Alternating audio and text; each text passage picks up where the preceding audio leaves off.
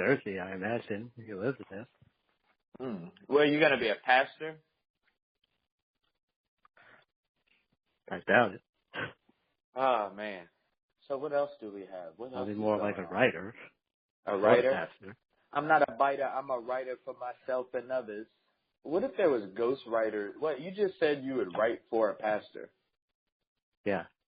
So there's ghosts. You think there's people getting their sermons written for them? I'm sure there are, yeah. Yo, that's hilarious. Did you But, know that I preached a sermon before? no, I didn't know that. I preached a sermon in high school, and a guy named Winston wrote it for me, and it was called Generation X. And that's so funny. He ghostwrote it for me. He was like a pastor of our high school.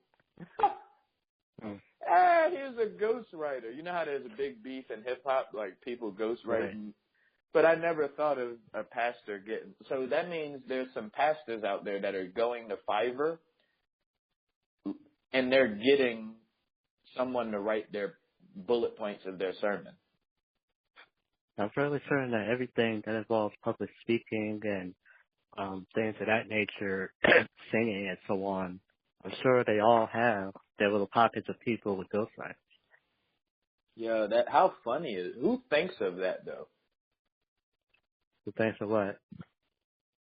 Who thinks that a pastor would have a ghostwriter? I do. Obviously. You just said that that's what you would do. But what if T.D. Jakes, what if you find out like T.D. Jakes or Joel Osteen has ghostwriters? Would you not would their message not be as strong? No, it would still have their, I would still take them seriously if they still have the passion for it, and most likely if they have their people writing this stuff for them, most likely they believe it.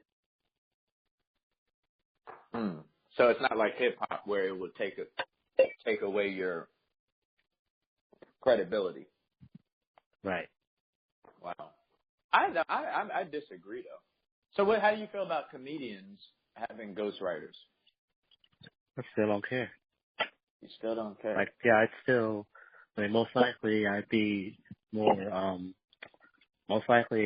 interested in the ghostwriter, like as far as their jokes and so on, but I'll still respect the comedian. The ghostwriter most likely isn't the one who's on stage saying those jokes, so it's not like I can really watch a show by the ghostwriters. See, I don't mind ghostwriting, but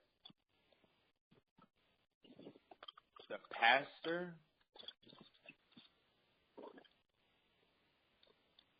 I don't know if a pastor should be have a ghostwriter. I honestly don't know about that one. Because you already have the Bible as your reference, or whatever tool that you're using, the Quran or whatever. Uh-huh. A ghostwriter? That would be terrible. That would be like big news. Like, yo, he doesn't even write his sermons.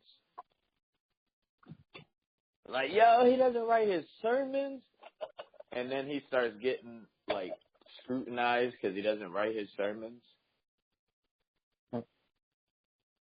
I don't know if that would work. I don't know how people would actually accept that, though.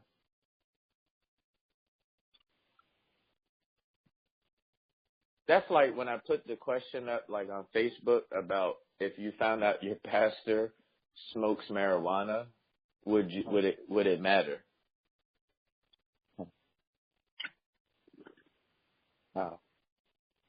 I don't know. I think if I found out Bishop T.D. Jakes had a ghostwriter, I don't think I would think as I think that would take away from his message for me. Same with Joel Osteen. So I think any pastor, that's like weird. Like, yo, somebody wrote your sermon, yo.